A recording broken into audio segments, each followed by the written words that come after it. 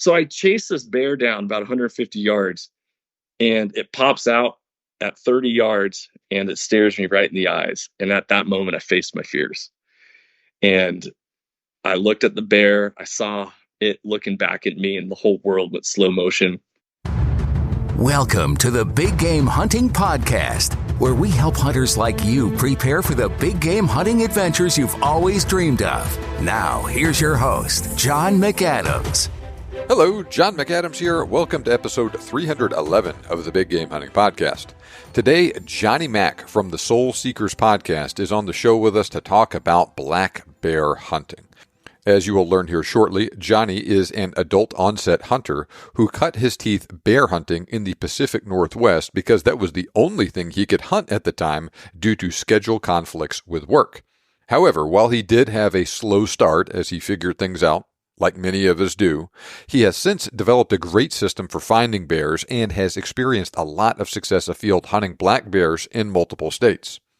So in this episode, Johnny and I talk about his journey as he entered the hunting world as an adult, how becoming a father has changed his outlook on things, what hunting means to him on a deeper, more emotional, and indeed spiritual level, and of course, some really cool black bear hunting stories and tips. Before we dive into talking about bear hunting with Johnny, the Big Game Hunting Podcast is about to celebrate its 5-year anniversary. In honor of crossing that milestone, we're giving away a hunt in Africa to a deserving military veteran, along with a literal pile of other amazing prizes for other podcast listeners. And yes, this giveaway is open to people from all over the world. Now, in addition to that hunt we're giving away to a military veteran, I'm also giving away some awesome prizes donated by some great people and great companies in the industry, like a Mossberg Patriot rifle, some Nosler trophy grade ammo, a Banish 30 suppressor from Silencer Central, a Meadowlark knife from Simbita Custom Knives, a set of Axle X-Core ear protection, some Spartan Precision bipods, and an autographed copy of The Perfect Shot 2 by Kevin Robertson. Listeners that reside in the USA are eligible to win all of those prizes. Listeners that reside outside the USA are eligible to win certain prizes, but not others. For instance, those living outside the US cannot win the suppressor, the rifle, or the ammo due to legal restrictions. But those people are eligible to win the Axle X-Cores, Evan Simbita's custom Meadowlark knife. Now, if the winner of the knife lives outside the United States, the winner is responsible for paying shipping costs, but the actual knife itself is free. And if you live inside the USA and you win the knife, he'll ship it to you for free. They can also win the Spartan Precision bipod and the copy of The Perfect Shot 2, autographed by Kevin Robertson. So click the link in the show notes and sign up. Now, if you have already signed up at that link, you may have received an email from me asking you to confirm that this is a valid email address. I don't blame you for being confused or suspicious about that email, but it was me. Click the link in that email if you still have it to confirm your email address and to tell my email system you are a real person. Your entry in the giveaway is not complete until you do that. Now, besides signing up at that link, you can get additional entries in the giveaway by reviewing the show and by tagging friends in my past and future Instagram posts. Details about the giveaway, to include how to nominate a deserving military veteran to receive the hunt in Africa, are in episode 306. So check it out for more information. There's also a link in the show notes to that episode. Okay, let's get started talking to Johnny about his journey becoming a bear hunter and some of the things he has learned along the way. Okay, well, Johnny, it is great having you on the show. I really enjoyed being on your show the other day to talk about myself and hunting in Africa and all that stuff. So I'm happy to return the favor with you tonight. We'll talk about your background, the things we had in common, living and hunting in Washington together, now living in Texas, and we'll talk about a little bit about some bear hunting too. Yeah, they say what great minds think alike, That's obviously, right. A little PNW action down to the Lone Star State. That's right. Yeah, very, very good. So it was you and I met at the Hornady Horizon dinner at SHOT Show in Vegas this year. Had you run across my podcast previously? Did you know who I was before then? What's funny is when I got into hunting, my very first big game animal that I ever killed was a black bear. Okay. And when I started to get into the idea of creating a podcast, I'm drawn towards bears. And then at the same time, I was like, oh, big game hunting. And I was like, oh, hey, there's a podcast with a bear logo. Like, there you go. so I was familiar with your show, your content, but I didn't know who you were. So it was really nice to meet you and put a face to a name and a brand and all that. So that was a cool dinner. And I'm glad I went to SHOT this year. It was my first time ever going to SHOT, and I got to meet a lot of people for the first time. Some of them I had talked to for years without ever meeting them. So it was a bunch of all that going on that day, and so I was glad that we got connected. So I talked a little bit about your history just a second ago, teased it with the Washington and Texas thing and all that stuff. Can you share a little bit about your background, where you came from, how you got started hunting with the audience? Yeah, so I feel like it's such a foundational topic and can be a podcast within itself. But I am going to be turning 40 here in the next month. And when I was 30 years old, I finally like decided to live a life for myself. And this is like goes into, philosophy and psychology of youth and trauma and parents and life, just the dynamic of all that. I was a college athlete. I played college football, Division II as a quarterback, and played lacrosse. And I thought that sports was life. Like I did every, football, basketball, baseball, years and years and years. I went to college because I wanted to keep playing sports, not because I wanted to go get a degree. I actually wanted to jump out of helicopters and be surrounded, like Black Hawk Down. That came out when I was in high school, and I was like, dude, all I want to do is be an Army Ranger. Turns out plans in life changed, and I'm glad I didn't do the military. I have no regrets in that regard. But when I went to college, I was like, I got to get a degree. Well, what's the best one to pursue sports? I was a PE teacher, and all of a sudden I was in education and teaching and coaching for years and years and years, and never really pursuing this call that I had on my own soul. And that was to be self-reliant, self-sufficient. I grew up being a backpacker and a fisherman. I used to work at REI and selling backpacks. I would always be like, hey, what adventure are you guys going on? What are you doing? But what I didn't realize is what public lands were. I didn't realize that the same trails that I was hiking every August are the same trails that I could be hiking and carrying a rifle or weapon and going hunting and doing all that. So when I finally made that decision to take my hunter safety course and pursue becoming a hunter, that was when everything changed for me. And so I dove into the hunting regulations in the state of Washington, realized that it's like reading college courses and like, what class do I register for? And how many points do I need for this? And they overlap in different weapons, and it's very overwhelming. But I ended up figuring out that I was a high school football coach, and high school football started August 16th in the state of Washington, and black bear season opened August 1st. And so the first 2 weeks of August, I'd always go on trips, whether the Pacific Crest Trail or the Wonderland Trail around Mount Rainier, all sorts of stuff. Well, when I found out that the 2 weeks that I was in the woods, I could still hunt, I was like, well, I guess I'm a bear hunter. Without ever eating wild game, without being raised in a family that taught gun safety or firearms or hunting or any of that. So I went on this journey to teach myself how to hunt. And it was in 2017 that everything finally came together 9 miles into the backcountry of the state of Washington. And I killed my very first black bear and had a tremendous fear of bears in the woods. Like I was scared to death as a child of bears in the woods, and that carried through into my adult years. So hunting, beyond just how cool it is and feeding our families, for me, it really challenged my manhood. It really transformed my life and allowed me to tap into my courage, flex it, grow it, build it, and then become a better person on my way out of the woods. And I was like, man, there's got to be so many other people just like me out in this world that don't know where to start, don't know where to begin, don't have any community of support. And so from there, I took to Instagram and created a blog and started writing. And that led to a podcast, which led to filming hunts, which led to third place in the 2021 Badlands Film Fest, to now having a show on Carbon TV. All of this under the banner and mission statement of mentorship is conservation. If you want hunting to last for generations to come, then you got to invest in the hearts and lives of other people.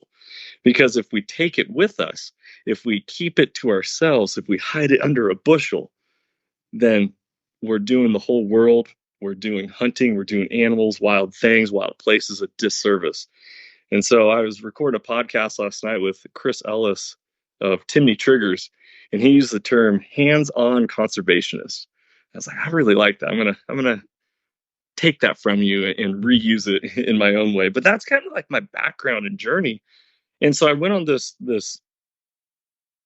journey of self-reliance, learn how to hunt, which spurred on everything else. And then through that, I found community. I became a better husband, a better father, a better coworker, a better business owner, an employee, like you name it, all because of my experiences through hunting. You've come a long way in 10 years. Yeah. Thank you. Thank you very much. That was a whole lot of stuff that we have to unpack there just from just a couple of minutes of talking. That's very interesting, just how that all came together. And you could look at it in a very shallow manner, and then you could really dive into it with all the deep philosophical stuff with it. It is interesting. So you're like 1 year older than me. I just turned 39 this year. Okay. So we're real similar in age. We were just talking, our kids are about the same age. You have one kid that's a little bit older than mine, but we're in a similar place in our lives, in our careers, in our personal lives, all of that stuff. And I have definitely started to feel that change in my 30s on how I look at things. Because in your 20s, you're like, man, I got my whole life ahead of me. And in your 30s, it starts to change. And then I've heard in your 40s, it really starts to change with that stuff. And you're like, man, I've only got so much more time in the front window. And I got a lot more time in the rearview mirror now, man. It's interesting that you bring that up, because getting into hunting later in life, it seems like it is becoming more of a trend as of late, like this idea of adult onset hunters and, returning to self-reliance and homesteading and this concept. But I want to share with the listeners that one of the biggest challenges of getting into hunting later, beyond just learning how, is you're behind the eight ball when it comes to points and draw odds. And, all of a sudden it was 2017, I killed my very first big game animal. And I'm like, well, shoot, if I want a quality elk tag in the state of Washington, I'm looking at a minimum of 17 years on average to draw. And I'm doing the math and I'm like, dude, I'm going to be pushing 50 by the time I even draw a quality tag. And so, you start to look at the dynamics, and at the same time, I'm also becoming a father and doing that. And so we talked on our episode for my podcast about taking our children hunting. Mm-hmm. It's really weird to be like, yes, I want to raise my kids hunting and doing that. But at the same time, I also want to accomplish a lot of things in my own personal life and hunting journey before I just surrender it to an opportunity with my children. Mm-hmm. Which different states, and this goes back to like why Texas is beautiful versus the state of Washington, where modern rifle season in the state of Washington's this year, I was looking at the regs, 10 days for mule deer. If you're hunting with a rifle, 10 days. It's like, okay, well, between being a school teacher and a weekend warrior hunter, and then also getting my kids involved, and how does that further hunting? Mm-hmm. How does that make people want to get more involved? So the more liberal seasons down here, where you have from the end of September to middle of January to kill deer, and you have different specific youth seasons, it's like, this is great. That this really teaches and allows the opportunity for the kids to get more involved, and then it's not so much pressure on a person who's still wanting to accomplish and experience things in their own regard. Yeah, definitely. I moved to Washington in 2012. So I was there 2012 to 2017, and that was a major culture shift for me because I was a fairly experienced hunter when I moved to Washington, but the quote unquote Western way of doing things was very new to me there. What do you mean I have to pick a season to hunt Right. with? I can't just hunt muzzleloader and rifle season. You have to pick archery, muzzleloader, or rifle. For elk, you have to pick west side or east side. And Washington was good in some respects because you could get an over-the-counter deer tag or an elk tag or a bear tag, and then there were opportunities to have, maybe better opportunities to hunt during a better season or less restrictions on what you're able to take if you drew something, but you could at least go hunting there. Mm-hmm. And but that's not the case everywhere though. But even still, with that said, it was a tough place for me. And you go to a new place like that, I'm like, what the heck is public land? I don't know how to do any of this. I'm just used to sitting in a deer stand. And I was fortunate that I actually got hooked up with a guy I met on the Hunting Washington forum up there. Super nice guy, taught me a lot of stuff about how to get on deer up there. Took me hunting, took me to some of his favorite spots, and kind of gave me a leg up. And I was able to use that momentum and take it on to other things in other states once I kind of got my legs under me. Did you have a mentor or anything that you got in touch with there, or you just figured it out all by yourself? I took to the Hunting Washington forum as well, Mm-hmm. but I didn't have much to offer other than, understanding how to read a map. And this is like, I didn't Onyx. I'm wearing an Onyx shirt. They're one of my sponsors at Soul Seekers. Revolutionized hunting for me. Yeah. Like Yeah. when I literally was Googling what is public land and where is it found that I can hunt. And being a school teacher, I was a physical education teacher. You would want to be able to teach kids how to get out and be active. You want, I worked at REI, but at REI, it's not like easily explained. Like, what are public lands, right? The Pittman-Robertson Act only works for, shooting sports, fishing, firearms. It doesn't go into the backpack tax or other public land users. And so these other public land users, they don't truly understand or potentially even appreciate the power that public lands holds. So no, to answer your question, I took to the forum. I tried to involve myself as much as possible. But ultimately, I didn't feel comfortable. Mm-hmm. And I think that resonates with a lot of people, is that grown men, it's hard enough being a school teacher. I look at children and I know if someone doesn't have success within a first short, small little window, then they're going to just say, okay, I'm done. I'll move on. I'll try something else.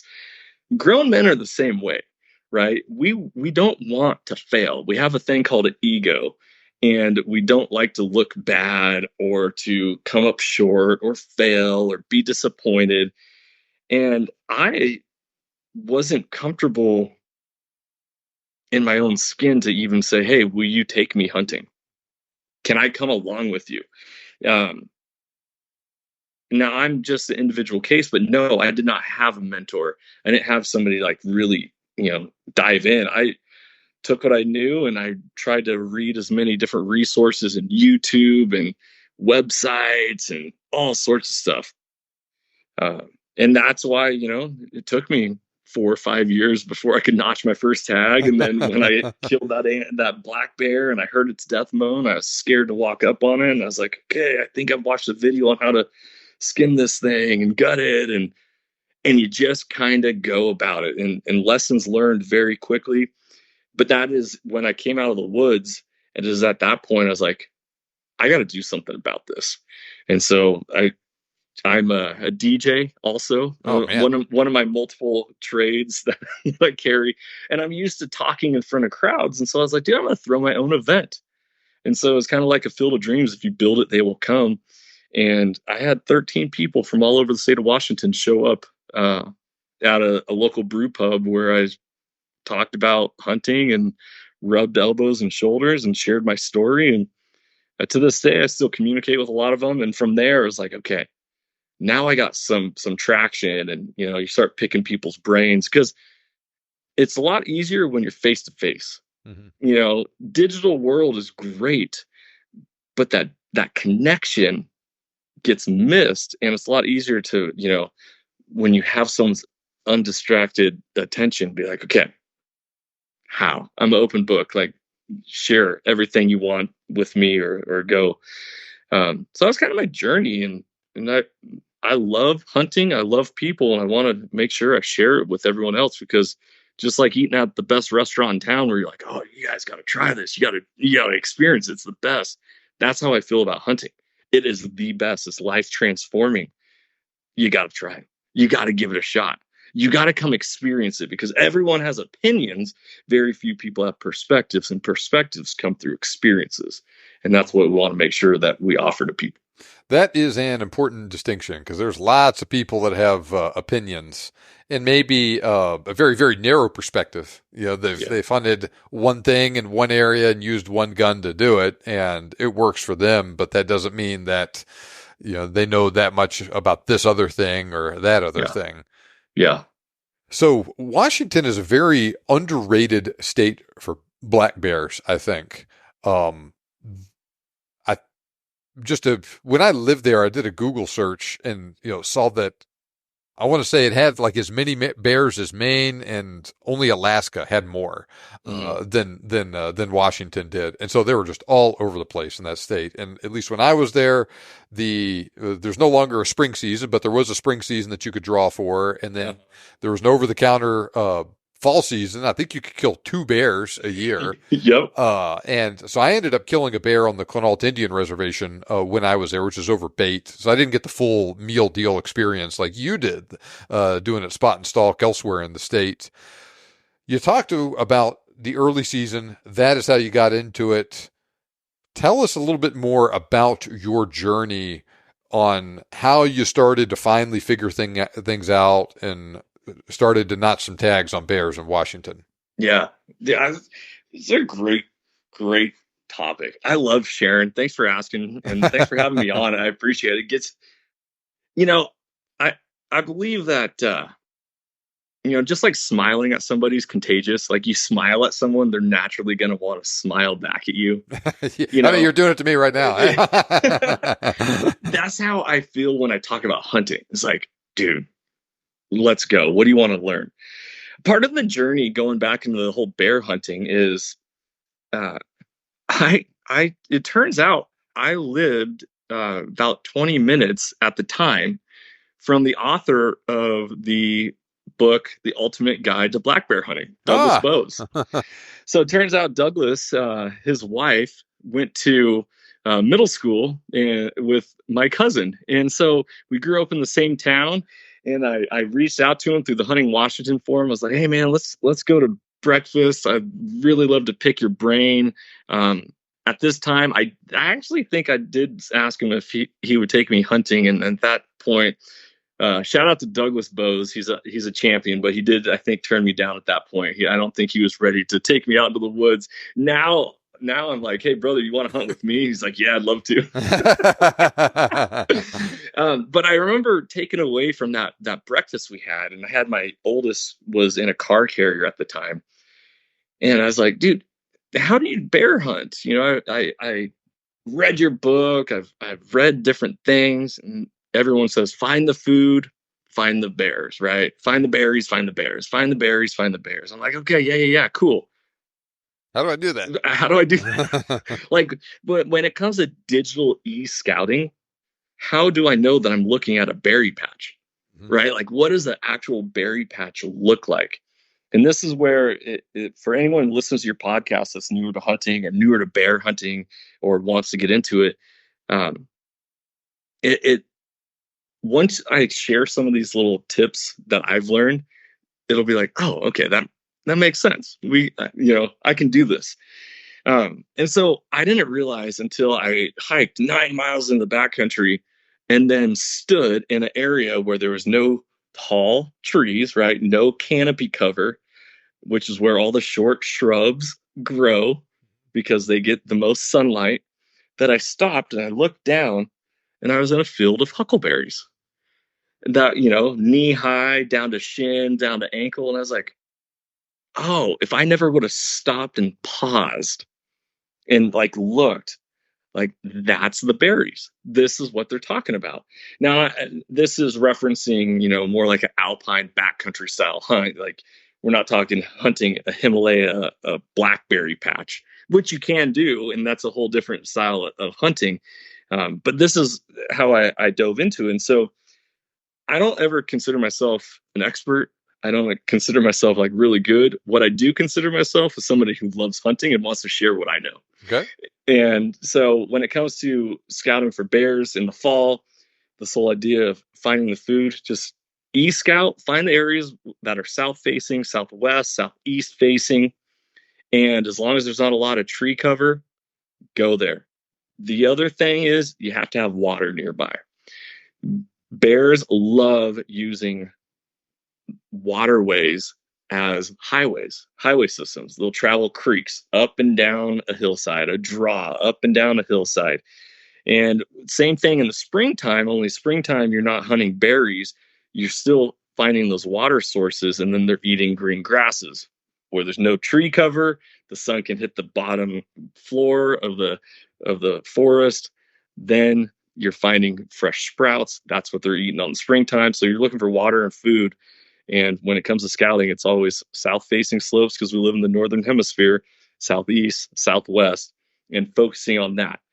If you live in more like the arid climates of like Utah, Colorado, different states like that, you're going to focus on like acorns, right? So find different oak trees, find a creek, go see where the hardwoods are at, and sit and get the best optics you can and just glass and enjoy the process. And those were some of the biggest takeaways that I could just pass on very quickly. It is amazing how you're able to do that in just a couple of minutes. I've never had anybody sit down and lay it out exactly like that. I've heard Jay Scott say similar things, say about Coues deer, also on the southeast, south, and southwest facing slopes. But I've often wondered how, you look on Google Earth or on Onyx Maps, like it all looks green, right? Yeah. You can find oak trees maybe by switching the seasons on it, and you can see that they change colors. But other things like those berries and whatnot, it's not always obvious looking at it on Onyx. Yeah. Yeah. In the Bible, it talks about without vision, the people perish. Well, the whole idea is I always remember that when I'm hunting, especially for bears or I guess mule deer, elk or whatever. But really, if you are spot and stock hunting and you don't have vision, then you're not going to have success, right? Then you're still hunting and moving slowly or sitting on a game trail. You need to be able to see. And so I actually, on my YouTube channel, have two different scouting videos on how I go about scouting for a spring bear and how I go about scouting for fall bear. And I give examples on maps and I talk through some of the processes of this. But yeah, it's really, really phenomenal. You got to have vision. If you can't see, you're not going to have success. You got to be on the water. You got to be near it. Active water is best. However, if I had my bear seminar right here, I'd be able to pull up and show you. I have video of this black bear just taking a nice summer bath in the month of August in this tiny little pond, like no bigger than 10 foot by 10 foot, out in the mountains. And it was the only water source around, but surrounded by berries. And this bear was in it. And then it got out and it was just eating away. And, when you can start putting the puzzle pieces together, all of a sudden the picture comes together and you're like, oh, I see what I'm looking for now. So vision, food source, water, find that all together in one place and then be patient, sit down and enjoy being out in nature. Have you found you have had better success finding an area that has those puzzle pieces in it, sitting there and watching it for a long time? At what point do you say, okay, this is good habitat, there's no bears here, I need to move on down the road a little bit and see if anything is there? Yeah, that's a great question. So one of the things that taught me that the answer to this very quickly was in the month of August, I went to my favorite bear location in the state of Washington. Killed multiple bears there, seen multiple bears there. And I went back later in September and I was like, oh, the berries are going to be a little on the burning outside, but they're still there. Like, still water, there's still food. They should be good. And I had glass and glass and glass and never see anything. So what I learned very quickly is as the season progresses from early season to later season, and we're going to talk, I'm referencing the state of Washington here where bear season opens August 1st and it runs all the way to November 15th. So as it progresses from middle of September on, those south-facing slopes, because those berries ripened sooner, the food sources ripened sooner, they burn out faster. And then you need to find the food source that ripens later, which is going to be more on your north-facing slopes. So as you progress later into the season, you're going to shift from the south-facing into the north-facing. And I ended up on one of these hunts being like, oh, a couple days have been glass and haven't seen anything. Went and took a walk on the north side and shot a bear within 30 minutes of being on the north side. Man. So I will say this, though. When you find one bear, you'll find more. They aren't herd animals. However, they are so attracted to the food sources that if the food source is hot, there will be multiple bears in that area. Mm-hmm. I mean, that makes sense. Have you found that they are more active in the mornings or the evenings? Or are they active throughout the day in the fall? What's been your experience? That's a great question. My experience when it comes to the fall is bears are lazy. they're lazy. You don't have to. This is why bear hunting rocks. You don't have to get up at the crack of dawn to catch the golden hour to be like, okay, well, deer are only moving really during this period. Man, I hunt all day long. I'm not in a hurry to get up. I always see a bear, it feels like at 3 p.m. in the afternoon. And like, hey, just give it 3 p.m. We'll spot something. I've seen them from the morning all the way till dusk, heat of the day. They have to pack on as many calories as they can before hibernation sets in. And so if they're not actively eating, then they're not getting ready for winter. So sleep, water, food. Mm-hmm. That's what they're doing. And they're wearing a big, heavy fur coat, and it's 90 degrees out in summertime. They're going to be in the shade in cool areas resting. But when it doesn't matter how hot it is, if it's daytime and they need to eat, they're going to be in the food source. So it seems like you are more likely to see them in the afternoon, in the evening, but you could see them at 9 in the morning, 1 p.m. Throughout the day. No, you're going to see them throughout the day. I just know that when people are like, oh, let's go back to camp and take a nap. It's like, well, no, you're still going to be able to see animals. They're going to be out and about. So, and the same thing goes with spring bear seasons as well. When it comes to spring bear, seasons typically start April 15th out west, and they go until June 1st, June 15th, maybe even June 30th, depending on what state you're looking at. The same thing goes with them. As you are early season, you're looking on south-facing slopes for the green grasses, logging roads. You see a lot of black bears killed around logging roads because that's where the sun hits the floor first and the short grasses grow. But as the season progresses and those grasses start to grow in other areas, then you need to start shifting your attention to, potentially a north-facing slope in the springtime as well. But then you also have the bear rut that kicks off towards the end of May into June, and they're going to be less focused on food, at least the boars are. And at that point, you could see a boar one day, and in the fall, if you see a boar one day, you're probably going to see him the next day in the exact same food source. But in the springtime, he'll be cruising ridges looking for hot sows to breed. Yeah, so he's going to be all over the place. And if it's a nice bear that you want to shoot, you need to work hard and get on him quick because he might not be hanging around long. Yeah, exactly. Now, say in the fall, you find a bear that's in a berry patch, just going to town on the berries. How big of a hurry do you need to be in to move on them? Are they going to hang out there in those berries for a while, or are they just kind of on the move prowling? Yeah. Bears, I like to say, just do bear things. They're always moving. They're always moving. They're not an ungulate herd animal where they're constantly worried about what's going to eat them or kill them, right? So when they're out in that berry patch, they are just on the food. That's why people can sit bait barrels for bear hunting, and those bears will look directly at you, and they know you're there. But they're like, not worried about it. I'm gonna just eat. Uh-huh. Their goal is to consume calories. So you don't typically see a bear like just lay down in the middle of a berry field in the middle of the day, right? Unless they're going to get tucked under a tree and get out of the sun and just cool down for a little bit. The entire time it is like fish in a pond. You look at a berry field, and when I say berry fields, I'm talking about like mountainous terrain, right? So there's a heavy patch of timber, but then there's open green area, and that green area is going to hold berries, and we're going to focus on that. And I'm going to sit on it, and it's just like fishing.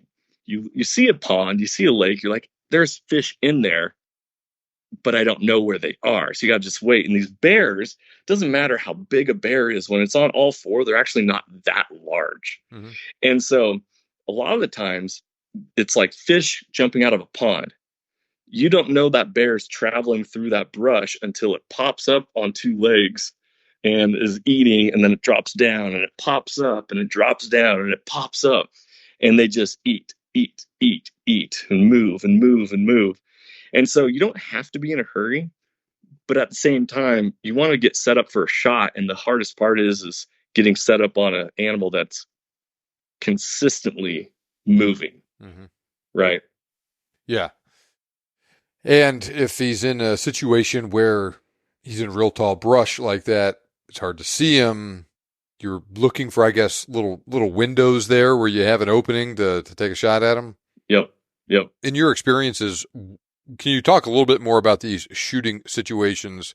Were you shooting prone, sitting? How far away were they? That sort of thing. Yeah. Typically when it comes to bear hunting, and this is with rifle, right? Like you can always stalk in with a bow and try to get close and all that. But I always say people need to be prepared for 350 out to 500-yard shots. Shooting canyon to canyon or across a draw. And you sometimes, because they're on the move so much, you don't have the opportunity to close the distance. So if you see a good opportunity for a shooting lane, you got to kind of take it. So whether it's shooting prone, sitting, shooting off a backpack, tripods are starting to become extremely popular for Western hunting now, that people are carrying those to shoot off of. Matty Nelson at Seekins Precision, he is a former military guy, and he's like, what's your objective when you're hunting? I'm like, to kill an animal. He's like, exactly. So you're going to take any tool necessary that's going to give you a leg up in order to kill that animal. Doesn't care how much it weighs or whatever. If it makes you more efficient, you're using it. So he's a huge proponent of teaching people how to shoot off of tripods at, different angles, whether it's sitting, kneeling, all that. So to answer your question a little bit more directly, you got to just be ready to shoot. Know your rifle, know your distance, know your dope charts, and make sure you know your gear. Don't just shoot at a pie plate at 100 yards and be like, okay, I'm good. Well, can you tell us a little bit more about some examples from some of your hunts over the years, what you shot the bear with, and that sort of thing? Just a little bit more details about the situation, just to give people an idea of what is realistic to expect. Yeah. So once again, I don't want to talk like I've been hunting for 20 years and I have all this tremendous experience, but I do have a good amount of experience in a very short amount of time. When I got into hunting, I was a firearm enthusiast first. So I had a 22 long rifle. What do you get when you're when you're ready to move on? You get an AR. Get an AR, man. You get an AR because shooting is awesome. So my first rifle was a 223. Well, in the state of Washington, that's not a legal caliber for big game animals. You have to .24 or larger. So I was like, well, I love ARs. Wait, you can get an AR-10, a platform with, and so my first caliber was actually a 308. So I was shooting an AR-10 308 caliber out of a 18-inch barrel, and that is what I shot at. Um, Actually, I'm going to back up here. I'm thinking of two different hunts, same location. This is the following year. So I had the AR-10. My buddy, who I recruited to start hunting with me, he's like, "Hey, I need a hunting rifle." I was like, "I get a Ruger American." I go, "But get it in 308 because that way we can share ammo and call it good." So my very first bear I shot was with a Ruger American in a 308 caliber. I shot at 30 yards. Huh. This story is like a podcast all into itself. And I'll share the story briefly after this, but I've always shot short action because I like shooting, and I didn't necessarily want to get comfortable with a long action, get beat up, shoot it a couple times a year, and then be like, okay, well, have a gun, but then it's not meant for shooting. Mm-hmm. So I started with short actions. I moved into 6.5 Creedmoor once that really started getting into popular. And this year, I'm actually planning on hunting with a 7 PRC. 308 is phenomenal.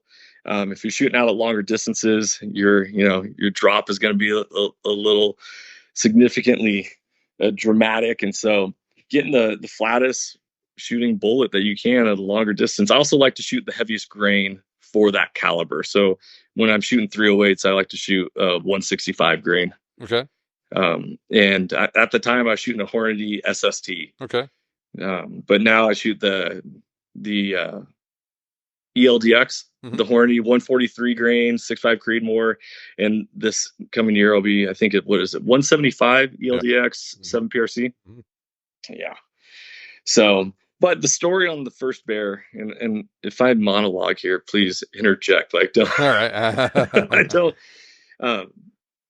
Went up to the spot, saw bears, never got close enough to be able to shoot at them because they were 1,000 yards away, couldn't close the distance, cross canyons, all this.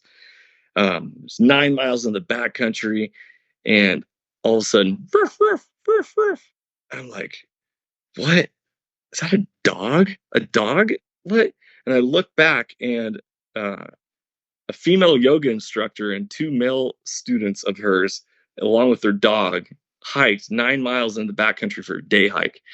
And my experience as a newer hunter was always like, you need to get as deep and far away from people as possible to find the animals and all this. So I'm here dressed in camo in August and brand new hunter, and I'm already having to face in my mind an anti-hunting crowd. Mm-hmm. Not only am I hunting against an anti-hunting crowd, but now I'm hunting one of the most polarizing animals when it comes to hunting. The idea of a teddy bear, how could you hunt bears? Do you eat them? What do you do with them? So the story goes is hunt all day. We're getting ready for the evening hunt, cooling off in the water source and cooking a meal. All day long, these people have been hanging out by our glassing spot.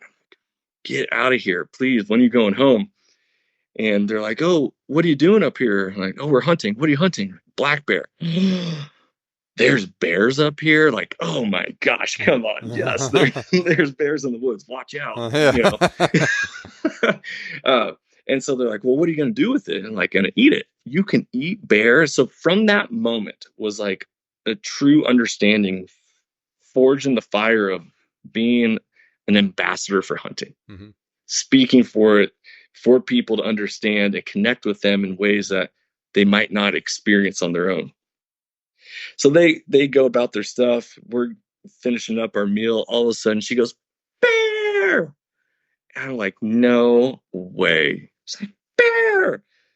I actually had 2 buddies with me on this trip that brought them up there, and they grab their guns and they take off. I'm like, I don't believe you at all. I grab my bino harness, and because I used to work at REI and I have a little granola in me, I pack in for my camp shoes Birkenstocks. So I'm wearing cork bottom Birkenstocks all the way in the backcountry, and I meander up to her and I'm like, "Did you actually see a bear?" And her face just ghost white, giant pupils. And I'm like, "Oh, I think she actually saw a bear." She couldn't really speak. She just kind of shook her head, Jeez. yes. And I go, "Okay, where is it? Where did it go?" And she pointed across the water source, probably no less than 90 yards from where we were sitting. This bear, which I couldn't see at the time, but my other two buddies, they were already gone down the path. And so I catch up to them and they're standing there and they got their guns and just like, "Oh man, where's the bear? Where's the bear?" And it pops out of the bush. And I'm like, "It's right there. Shoot it. Shoot it." And they're like, Where?" Finally, my buddy, Tony, he goes, "Here, take my gun." And so he hands me his gun. I grab it. I check to make sure it's chambered. And I just start sprinting. I'm pretty sure I own a world record for the fastest person ever to run in Birkenstocks.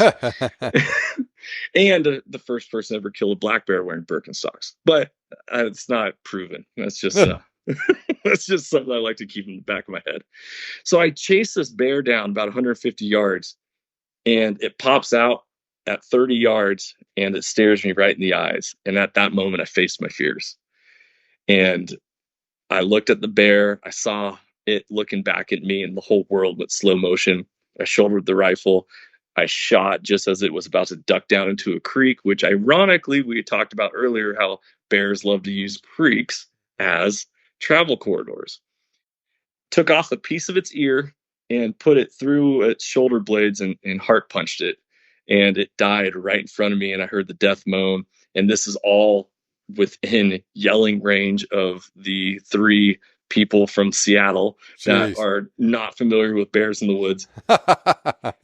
Long story short was I shot that bear with a 168 grain Hornady AMAX because at that point I was getting into reloading and that was what I could find.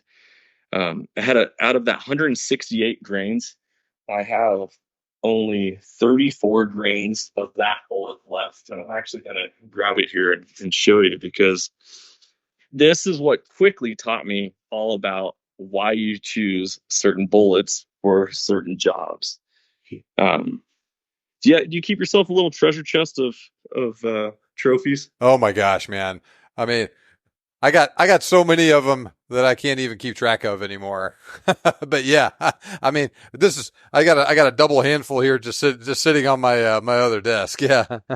So this is what's left of a 168 grain Hornady AMAX. It looks like just a piece of the jacket. Just a piece of the jacket, and it was lodged. So I shot it through the upper back, through the shoulder blades, and I found it lodged against the skin underneath the armpit, more on the breast brisket area of the way it went. But that taught me very quickly what type of bullet I need to make sure I hunt with. That's why you don't hunt with match bullets, man. Exactly. That AMAX is a great bullet for banging steel and punching paper, but that's why it's not a good hunting bullet. Yeah. But how far did that bear go though after you hit him? Dropped. Yeah. Tumbled.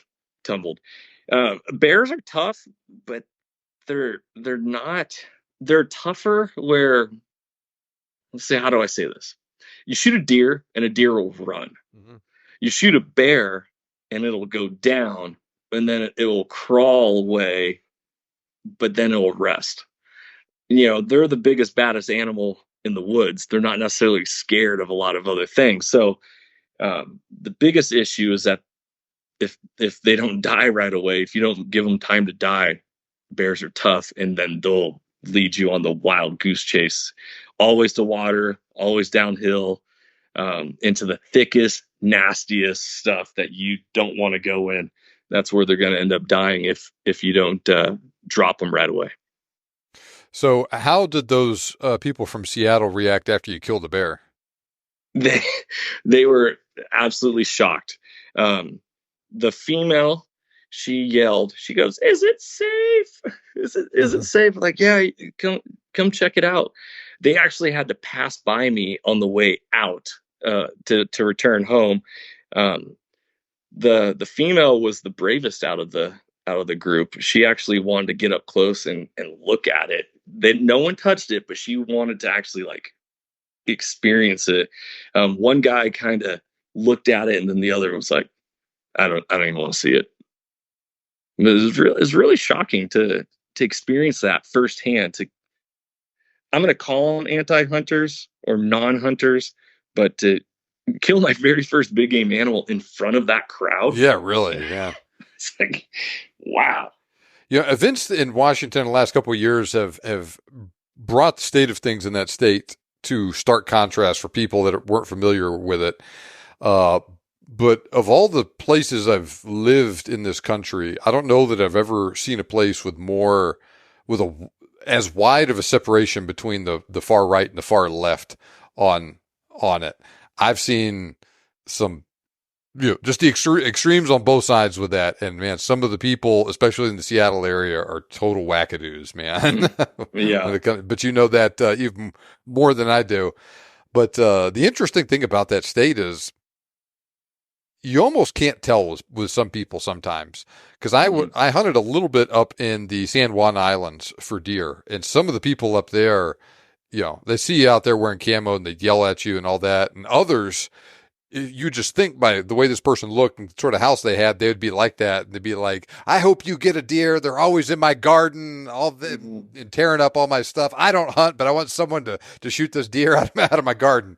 So all kinds of weird things happen in that state. Back to bears, though. So you killed this bear at 30 yards. Tell us about one other interesting situation where you maybe shot one a little bit farther away than 30 yards.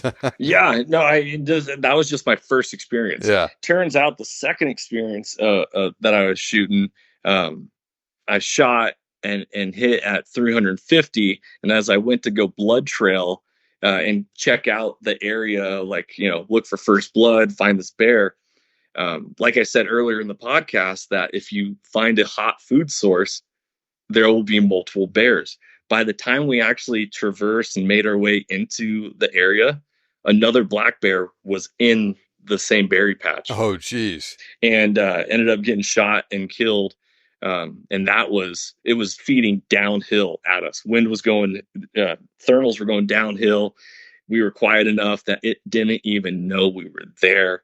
And that was another experience. Those are my two close-up encounters. Everything else from that point has always been 300 to 500 yards off in the distance, whether it's Idaho or Washington or, these different states. And it seems like nowadays gear is so good, optics are so good that it's like, all right, I'm not being lazy, but at the same time, I can see why people enjoy long range hunting. It's like, okay, let's see how it goes. I personally need to get better at shooting. I need to hone my craft. It's something that I want to do. At the same time, it seems that, like I said earlier, those 350-yard shots in precarious positions, you gotta be ready to go. Extreme uphill angles. I always like to tell people hunt with at least a 9 to 13-inch bipod, because that's going to give you the proper angle to shoot extreme uphill or downhill, depending on what type of terrain you're hunting. Mm-hmm.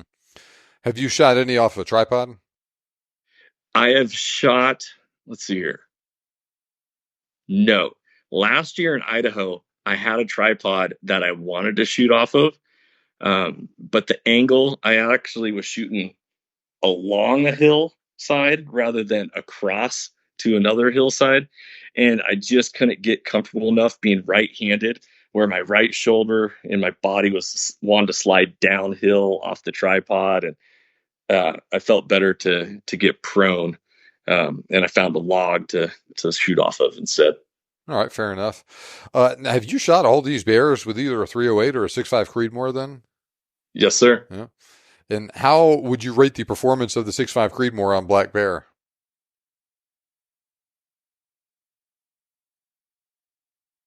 Sounds cliche.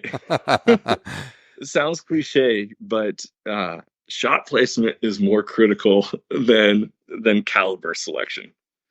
If you're not putting it in the pump house, then you're not going to anchor them. And a lot of people will say, well, you got to shoot for the front shoulder of a bear and really take it out so that they can't go farther and get ready to shoot a second round.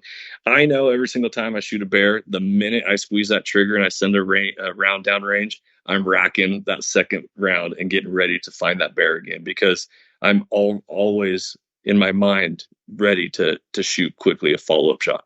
But it sounds like you've been happy with the performance of both the 6.5 Creedmoor and that 143 ELDX on bear then. Yeah. I have had no issue with the 6.5 Creedmoor. I will say that the more that I've gotten into hunting, the more I can see why I want to make sure that I use a larger caliber. Really excited to try the 7 PRC and experience that. When you look at grain weight, though, 175 in the 7 PRC to 143 doesn't seem like it's that much. But that velocity and that transfer of energy, it really does make a difference. Yeah, and I mean, the 7mm bullet, it's only 0.5 millimeter bigger than the 6.5, but that makes a big difference too. Yeah, absolutely. And what did you end up shooting your bear with? So I have shot 2 bears. I shot my bear in Washington with a 50 caliber muzzleloader. Very, very close range shot. And that bear went, I don't know, 30 yards after the shot, went into the thickest, nastiest stuff, and then it kind of rolled down a hill, and that was it. But I shot it with a 290 grain Barnes, bullet exited, just wrecked the vitals, and that was the end of that. Yeah. I shot my bear in Georgia with a 9.3 by 62, which is considerably more powerful than 6.5 Creedmoor, or even a 6.5 or a 7 PRC. You can literally kill an elephant with that gun. I've killed a Cape buffalo with it, all that. Way more than what you need for bear. At the time, I was preparing for a Cape buffalo hunt in Zimbabwe, and so I was hunting everything with that rifle. I shot a deer with it that year, a hog that year, I shot that bear with it. And so when I went to Africa, I was ready to go. I've been carrying that thing around the woods with me for months. Yeah. No, I mean, shoot, larger caliber. I'd love to hunt bears with 45-70 if I could shoot it out at 350. Mm-hmm. Like that would be ideal for me. But it's so interesting when you talk about hunting forums and what you were saying when you took to that one in Washington. That caliber question gets brought up so much. Can I kill a deer with this? Can I kill an elk with this? Well, can I kill a bear with this? Bear, the topic of bear, so many hunters are still even unfamiliar with it. A lot of people do not have a true understanding, nor do they pursue bear as a primary animal to hunt. Mm-hmm. A lot of times it's just, well, I'll get a bear tag because in case I see one. Mm-hmm. Isn't that, you said your Georgia hunt, that's how that went down. It's like You had a bear tag and a bear showed up. I mean, I feel like probably 80% of the bear in Washington get killed are like that.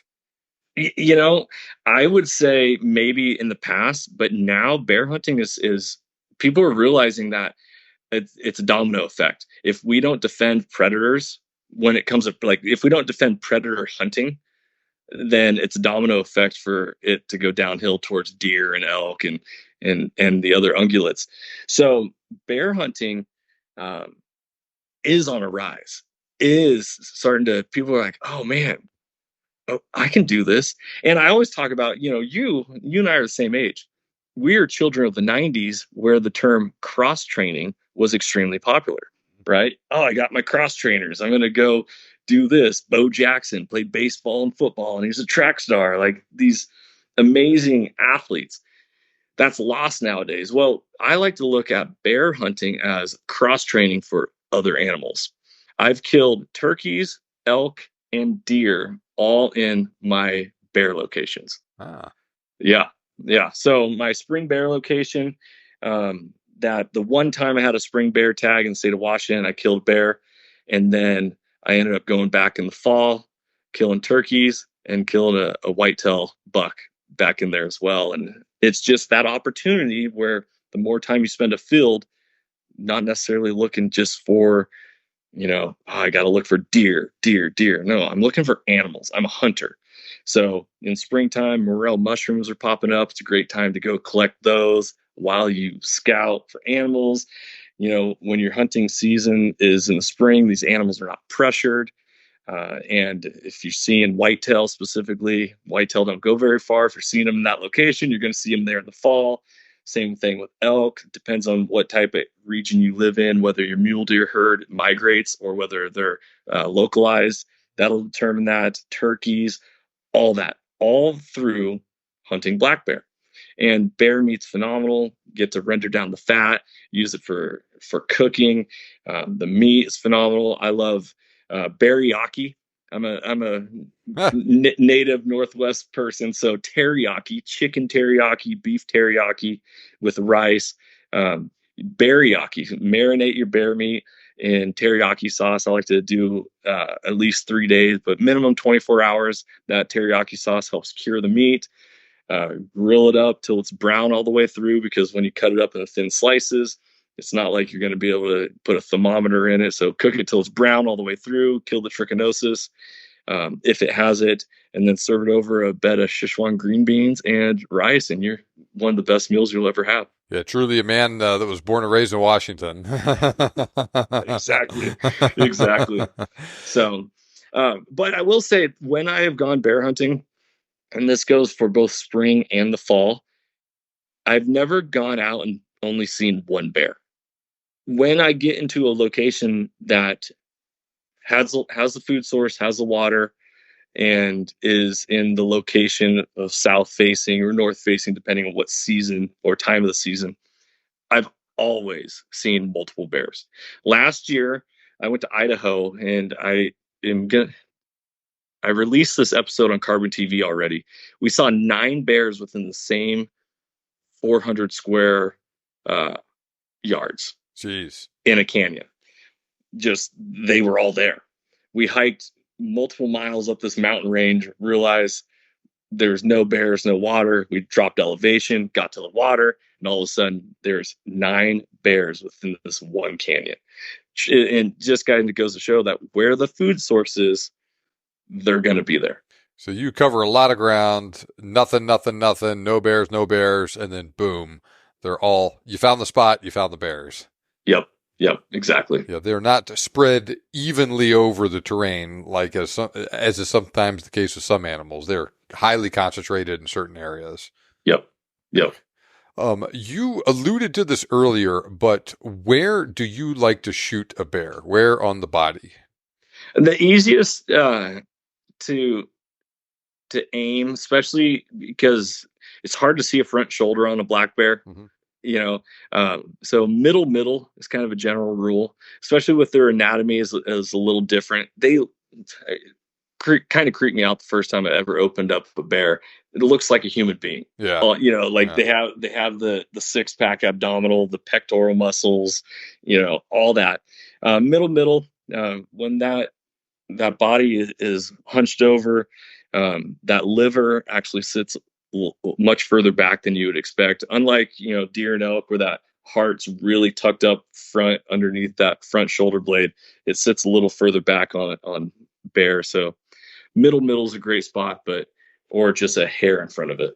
So how is middle defined front and back? Are you from the nose to tail of the bear, or middle of the body, or what? Middle of the body. Okay. Yeah. So I'm finding the center mass of it, and middle vertically and middle horizontally.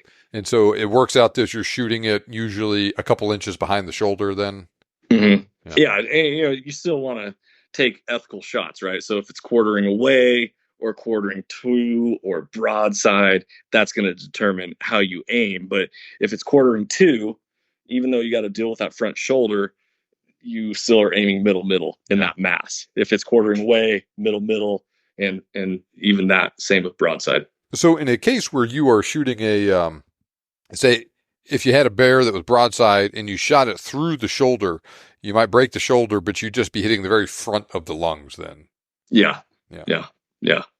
So bear anatomy is very important to study.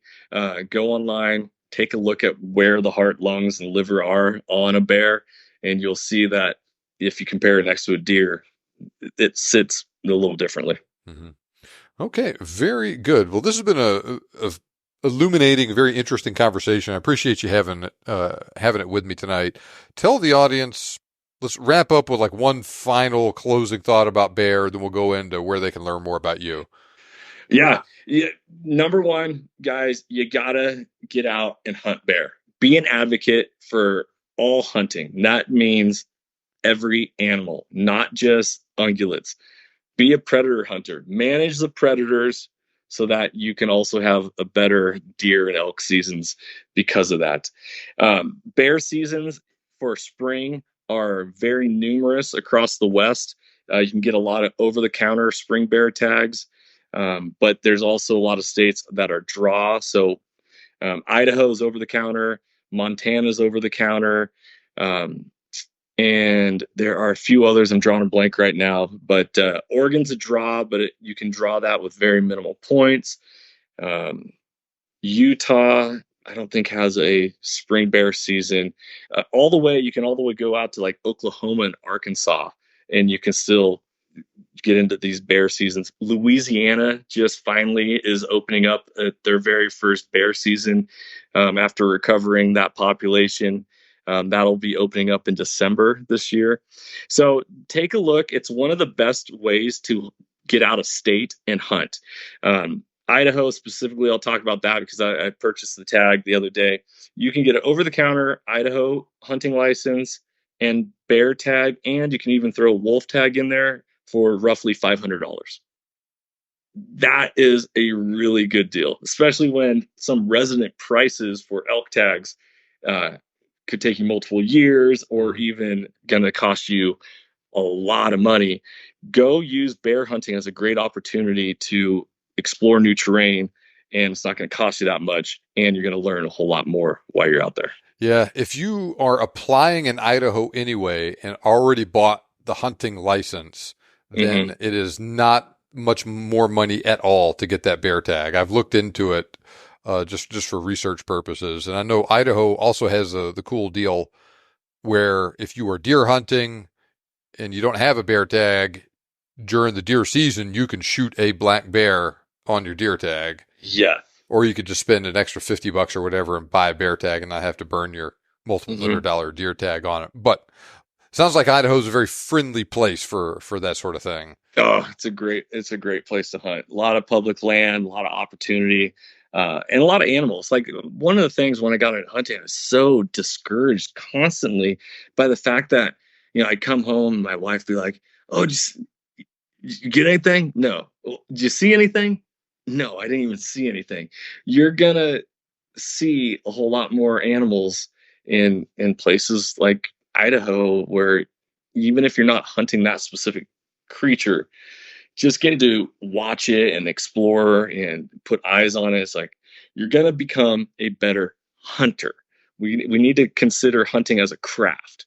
It's not just a rifle shooter or it's woodsman. It's marksmanship. It's all this combined, and that's what makes it super special. If you give me just a second, John, I actually pulled up one of my bear seminar slides where I actually talk about bear hunting in what states. All right. Because I feel like this is very important to share with everyone. So, non-resident spring bear hunting opportunities. Oregon, $260 for a tag. Idaho, $416. Montana, $375. Utah, $227. Wyoming, $388. Those are pretty cheap tags when you think about, and that's non-resident prices that I just quoted right there. Idaho's over the counter. Oregon's a draw. Montana's over the counter. Utah does have one. It's a draw. And Wyoming is over the counter.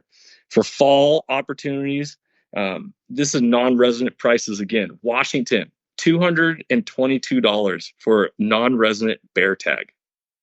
That's a great deal. You could go fly up there, fly into SeaTac, rent a car, drive into the mountains, get on a trailhead, hike into the backcountry, all for under $1,000, and have yourself a heck of an adventure. Learn new terrain, hunt new terrain, and also help out the predator management of that state. So Washington's over the counter, $222. Oregon's $260. California's $570. A lot of people overlook California because of the politics there, but there's the reason why their state animal is a bear, the golden bear. Idaho's $416, Montana $375, Wyoming $388, Arizona $310, Colorado $133, but they have very short seasons. You got to select what week you want to hunt. Arkansas $410, Oklahoma $506, and Utah $227. And a lot of these states, the spring bear tags are good for the fall as well. So if you don't fill your tag in the spring, you can go back in the fall and use it as well. Okay, well, very, very good. Tell the audience where they can learn more about you, Johnny. Yeah, guys, you can go to soulseekersnation.com is my website. And from there, you can find us on Instagram, Facebook, I guess X now, not Twitter. I got a YouTube channel. You got some Hunting 101 information there, but also you can catch the podcast, as well as I'm in the middle of launching season 4 of my show, Soul Seekers, on Carbon TV. Carbon TV is always on and it's always free. It's like Netflix for hunting, fishing, and the outdoors. Doesn't cost you any money. You just have to have an internet subscription, download the app on your phone, go to carbontv.com, or download the app on Roku, Chrome, Fire Stick, Apple TV, and so much more. Is your show Soul Seekers Nation? My Instagram handle is Soul Seekers Nation, the website Soul Seekers Nation, but the show is Soul Seekers and the podcast is the Soul Seekers Podcast. Okay, well, very good. Well, Johnny, thanks a lot for joining us on the show today to talk about bear hunting. I really enjoyed it. Thank you, John. Really appreciate it.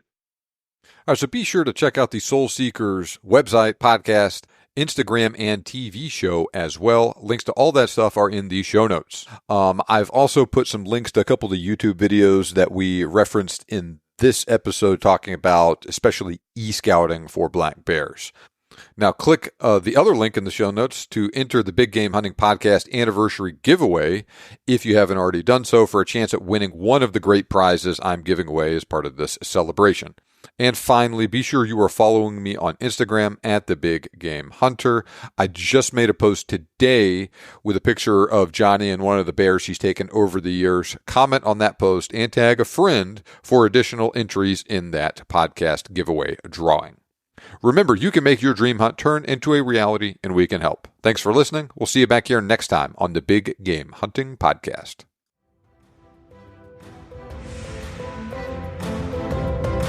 This show may be over, but we have plenty more for you on our website. For more information on today's topic, as well as lots of other useful hunting resources, head over to the BigGameHuntingBlog.com. We look forward to having you back for the next episode. But until then, happy hunting.